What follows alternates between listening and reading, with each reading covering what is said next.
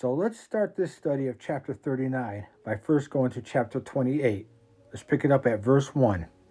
And take thou, God is speaking to Moses here, unto thee Aaron thy brother and his sons with him from among the children of Israel, that he and they may minister unto me in the priest's office, even Aaron, Nadab, and Abihu, Eleazar, and Ithamar, Aaron's sons.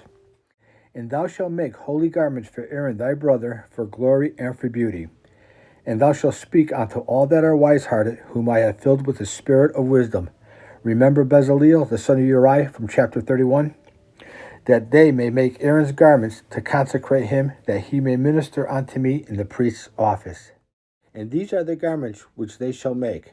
Now these would be for Aaron the high priest: a breastplate and an ephod, and a robe and a broidered coat, a mitre and a girdle. And they shall make holy garments for Aaron thy brother and his sons. So these next would be for all the priests, the high priest as well as the ordinary priests, that he or they may minister unto me in the priest's office. Skip to verse 40. And for Aaron's sons thou shalt make coats, that would be the robes, and thou shalt make for them girdles, that's the sash around the waist, and bonnets, that's the headgear, shalt thou make for them, for glory and for beauty. And thou shalt put them upon Aaron thy brother, the high priest, and his sons with him, and shalt anoint them, and consecrate them, and sanctify them, that they may minister unto me in the priest's office. And thou shalt make them linen breeches, that's underwear, to cover their nakedness, from the loins even unto the thighs they shall reach. And they shall be upon Aaron and upon his sons. So these white garments had to be worn by all the priests when they come in unto the tabernacle of the congregation, or when they come near unto the altar, that's the altar of incense, to minister in the holy place. So before the priests could enter the holy place, they would have to change out of their everyday clothes and put on these priestly clothes, that they bear not iniquity and die. It shall be a statute forever unto him and his seed after him. Now, in addition to these white linen clothes, the high priest also wore those other garments we just read of in verse 4. So now let's start chapter 39, verse 1. And of the blue and purple and scarlet they made cloths of service. So a lot of material here to do the service in the holy place, and made the holy garments for Aaron, the high priest, as the Lord commanded Moses. And he made the ephod. The ephod is the backwards apron you see in the image I downloaded from DuckDuckGo, of gold, blue, and purple and scarlet, and fine twined linen. And they did beat the gold into thin plates, into sheets of gold about as thick as a piece of thread, and cut it into wires, to work it in the blue, and in the purple, and in the scarlet, and in the fine linen with cunning work. So these gold threads were woven right into the fabric, and because of this, these garments are sometimes referred to as the golden garments of the high priest. Verse 4. And they made shoulder pieces for it, to couple it together. By the two edges was it coupled together. And the curious girdle of his ephod that was upon it was of the same, according to the work thereof, of gold, blue, and purple, and scarlet, and fine twined linen, as the Lord commanded Moses. So the girdle is the belt or the sash that secured the ephod. And they wrought onyx stones enclosed in ouches of gold, graven as signets are graven with the names of the children of Israel. Let's go back to chapter 28, pick it up at verse 10. 6 of their names on one stone, and the other 6 names of the rest on the other stone, according to their birth. With the work of an engraver in stone, like the engravings of the signet, shalt thou engrave the 2 stones with the names of the children of Israel. Thou shalt make them to be set in ouches of gold. Back to chapter 39, pick it up at verse 7. And he put them on the shoulders of the ephod, that they should be stones for a memorial to the children of Israel, as the Lord commanded Moses. And he made the breastplate. This is sometimes called the breastplate of judgment, of cunning work like the work of the ephod, of gold, blue, and purple, and scarlet, and fine twined linen. It was 4 square. They made the breastplate double. A span was the length thereof, and a span the breadth thereof, being doubled. So a span is about the distance between your pinky and your thumb, so about 9 inches. So this was 9 by 18 inches folded in half to make a square pocket of about 9 by 9 inches. And inside this pocket, the high priest would keep the Urim and the Thummim. Let's go to Exodus 28, verse 30. And thou shalt put in the breastplate of judgment the Urim and the Thummim, and it shall be upon Aaron's heart when he goeth in before the Lord, and Aaron shall bear the judgments of the children of Israel upon his heart before the Lord continually. And they set in it 4 rows of stones. This would be 4 rows of 3. The first row was a sardius, a topaz, and a carbuncle. This was the first row. In the second row, an emerald, a sapphire, and a diamond. In the third row, a ligure, an agate, and an amethyst. In the fourth row, a beryl, an onyx, and a jasper. They were enclosed in ouches of gold in their enclosing. And the stones were according to the names of the children of Israel, 12 according to their names, like the engravings of a signet, every one with his name according to the 12 tribes. And they made upon the breastplates chains at the end of wreathen work of pure gold. And they made 2 ouches of gold and 2 gold rings, and put the 2 rings in the 2 ends of the breastplate. And they put the 2 wreathen chains of gold in the 2 rings on the ends of the breastplate. And the 2 ends of the 2 wreathen chains they fastened in the 2 ouches, and put them on the shoulder pieces of the ephod before it. And they made 2 rings of gold, and put them on the 2 ends of the breastplate, upon the border of it, which was on the side of the ephod inward. And they made 2 other golden rings, and put them on the 2 sides of the ephod underneath, toward the forepart of it, over against the other coupling thereof, above the curious girdle of the ephod. Let's go back to chapter 28, pick it up at verse 28. And they shall bind the breastplate by the rings thereof unto the rings of the ephod with a lace of blue, that it may be above the curious girdle of the ephod, and that the breastplate be not loose from the ephod. And Aaron shall bear the names of the children of Israel in the breastplate of judgment upon his heart when he goeth into the holy place for a memorial before the Lord continually. Back to chapter 39. And they did bind the breastplate by his rings unto the rings of the ephod with a lace of blue, that it might be above the curious girdle of the ephod, and that the breastplate might not be loose from the ephod, as the Lord commanded Moses. And he made the robe of the ephod of woven work, all of blue. And there was a hole in the midst of the robe, a hole to poke your head through, as the hole of an habergeon, that's a sleeveless coat, with a band or a hem around the hole that it should not rend. And they made upon the hem of the robe, this is the bottom of the robe, pomegranates of blue and purple and scarlet and twined linen. And they made bells of pure gold, and put the bells between the pomegranates upon the hem of the robe, around about between the pomegranates. A bell and a pomegranate, a bell and a pomegranate, around about the hem of the robe to minister in, as the Lord commanded Moses. Now there is a popular teaching among some churches that say that the ordinary priest would tie a chain or a rope around the high priest's ankle or waist on the Day of Atonement before he went into the Holy of Holies. And if the bells on the hem of his robe stopped ringing, they would assume that God had struck him dead because of some unknown sin that he is guilty of. And then they would drag his dead, unclean corpse across the holy and consecrated ground out of the Holy of Holies by this rope.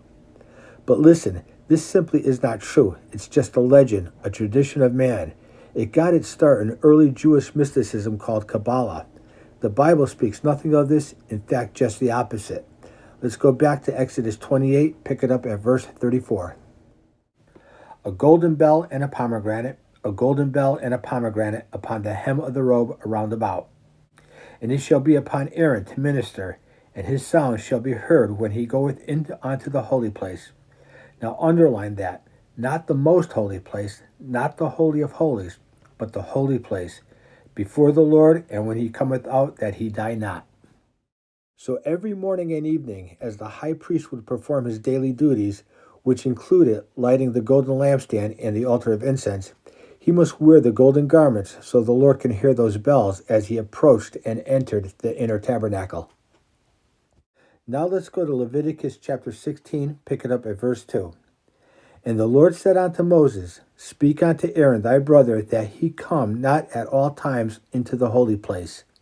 Now this is speaking of the most holy place, the Holy of Holies, within the veil before the mercy seat which is upon the ark, that he die not.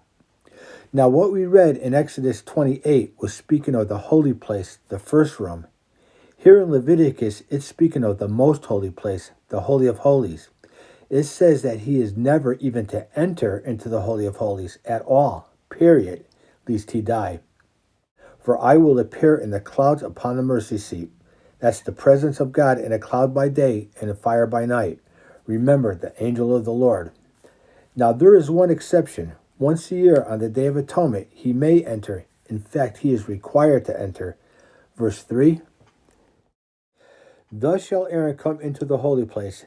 This is the most holy place, the Holy of Holies, and only on the Day of Atonement, with the young bullock for a sin offering and a ram for a burnt offering. So on the Day of Atonement, the high priest would wake up like every other morning and put on his priestly garments and the golden garments, and then perform his daily duties within the holy place. Then after those duties were completed, he would remove both the priestly garments and the golden garments and go through a ceremonial washing and then put on fresh white linen garments. Verse 4, And he shall put on the holy linen coat. This is a white linen robe like all the priests wore. And he shall have the linen breeches upon his flesh, and shall be girded with a linen girdle, and with the linen mitre shall he be attired. These are holy garments, specifically for the Day of Atonement. Therefore shall he wash his flesh in water, and so put them on. Then after changing into these holy white garments, he would go outside to choose the sin offering and the burnt offerings. And he shall take of the congregation of the children of Israel 2 kids of the goats for a sin offering, and 1 ram for a burnt offering.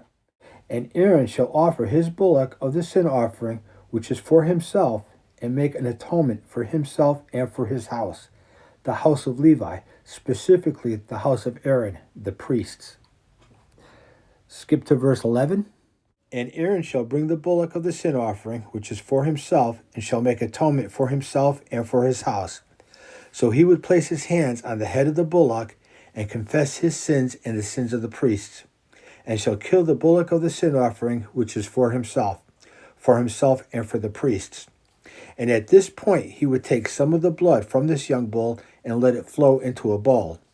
So now he would no longer be guilty of sin, known or unknown, and now he is able to enter into the Holy of Holies.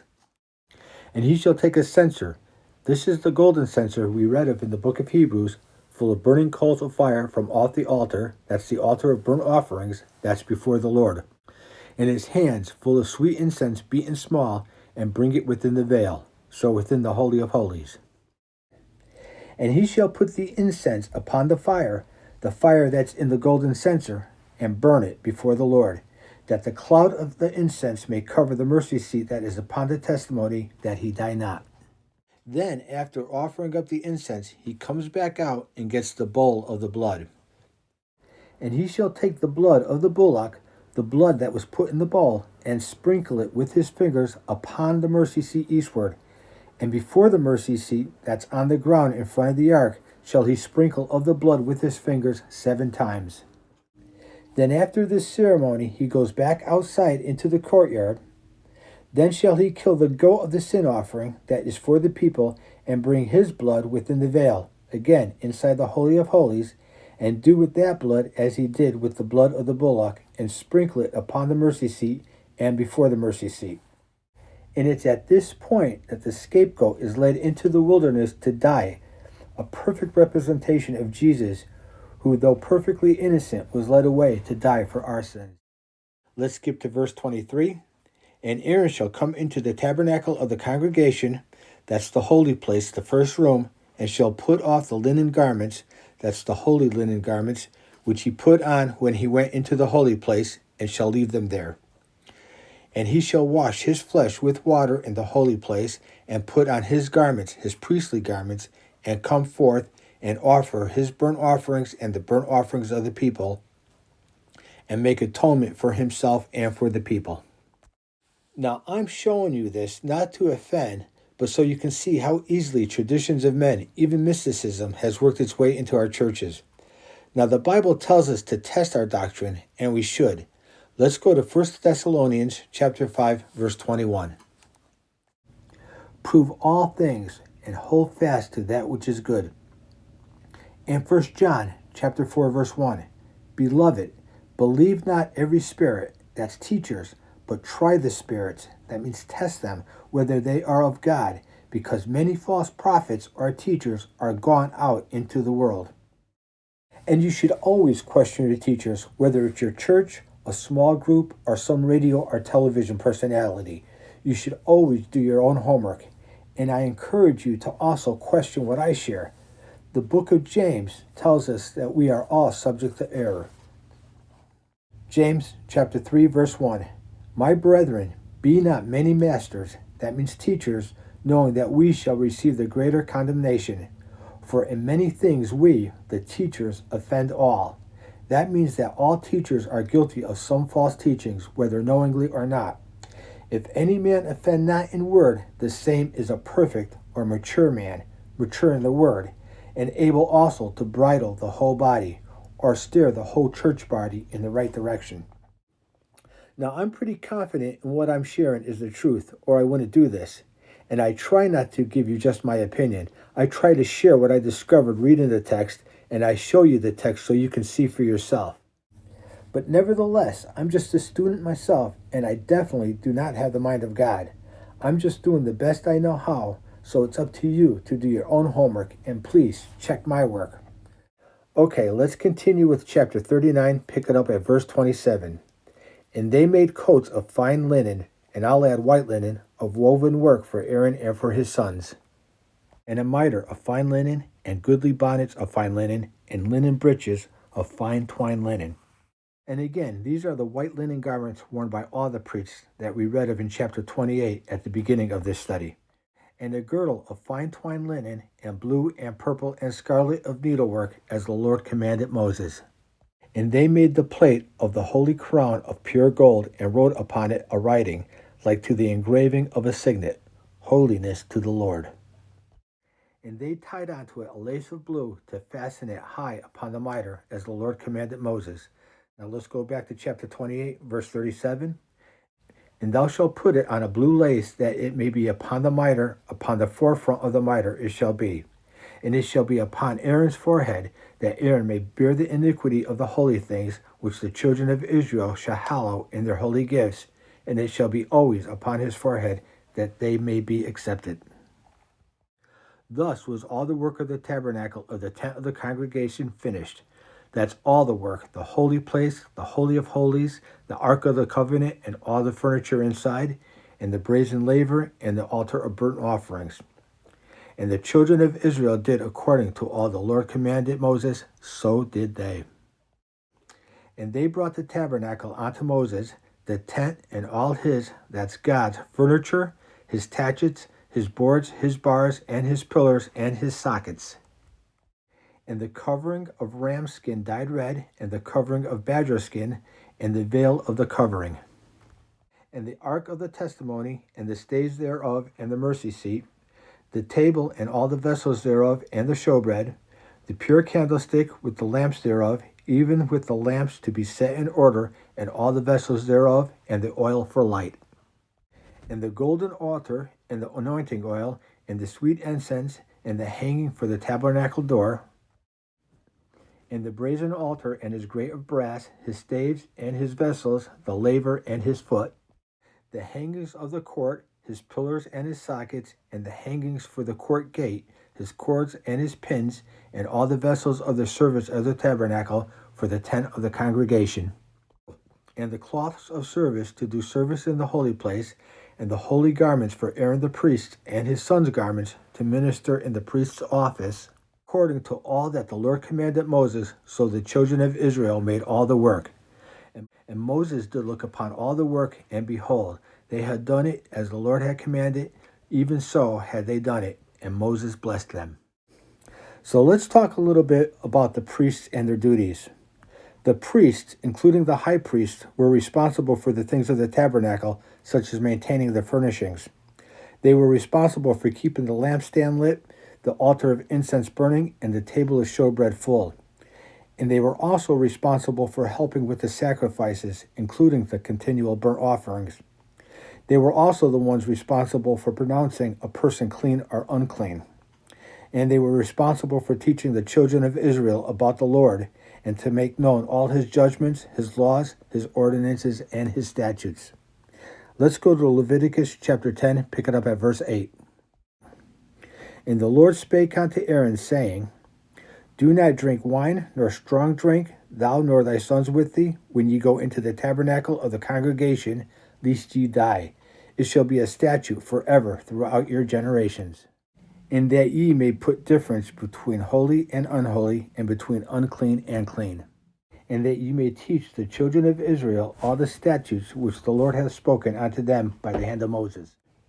The priests were also over the sons of Gershom and Merari in the maintenance of the tabernacles, and they were the scribes that maintained the records of Israel and the copies of the sacred text. Let's go to 2 Chronicles chapter 34, verse 12. And the men did the work faithfully, and the overseers of them were Johath and Obadiah, the Levites of the sons of Merari. Now remember, the sons of Merari were in charge of the hard structures, such as the pillars, the bases, the frames, and pegs. And Zechariah and Meshullam of the sons of the Kohathites, and the Kohathites were the priest line of Levi, to set it forward. And other of the Levites, all that could skill of instruments of music. This is better read, and the sons of Kohath were over the Levites, skilled in instruments of music. And they were over the bearers of burden, and were overseers of all that wrought the work in any manner of service. And of the Levites there were scribes and officers and porters. The priests also acted as judges to whom the people would bring their grievances to. Let's go to Deuteronomy chapter 17, verse 8. If there arise a matter too hard for thee in judgment, between blood and blood, between plea and plea, and between stroke and stroke, being matters of controversy within thy gates, then shalt thou arise and get thee up into the place which the Lord thy God shall choose. And thou shalt come unto the priests, the Levites, and unto the judge that shall be in those days, and inquire, and they shall show thee the sentence of judgment. And thou shalt do according to the sentence which they of that place which the Lord shall choose shall show thee, and thou shalt observe to do according to all that they inform thee. And it was the high priest who oversaw the ordinary priests and all their duties. It's also important to know that it was the high priest who was the foreshadowing of Jesus Christ, our true high priest. Like Jesus, the high priest acted as mediator between God and Israel. He, like Jesus, had the ear of God, and like Jesus, it was he who made known to the people the will of God. So if a judgment was too hard or complex for the ordinary priests, they would bring the matter before the high priest, who would take it before the Lord, and the Lord will make known his will through the Urim and the Thummim. And because of this, the high priest was even set before the leaders and kings of Israel to advise them of God's will before they made any critical decisions. Let's go to Numbers chapter 27, verse 18. And the Lord said unto Moses, Take thee Joshua, the son of Nun, a man in whom is the Spirit, and lay thy hand upon him, and set him before Eleazar the priest, and before all the congregation, and give him a charge in their sight. And thou shalt put some of thine honor upon him, that all the congregation of the children of Israel may be obedient. So Joshua was Moses' successor, set before Israel as their leader. And he, that's Joshua, shall stand before Eleazar the priest. Eleazar was Aaron's successor, so he is now the high priest, who shall ask counsel for him after the judgment of the Urim before the Lord. At his word, that's God's word to Eleazar, through the Urim and the Thummim, shall they go out, and at his word they shall come in, both he and all the children of Israel with him, even all the congregation. And also, like Jesus, it was the high priest that would make an atonement for the sins of Israel. Once a year, every year, on the Day of Atonement, the high priest would offer the sacrifice for himself and the people of Israel. He would strip off the priestly garments of the high priest and put on the holy white linen garments. Then he would take some of the blood from the sacrificed animal, enter the most holy place, and stand before the mercy seat where the glory of God, or the angel of God, the true high priest, sat, and sprinkle the blood of the sacrifice before the mercy seat for the atonement of our sins.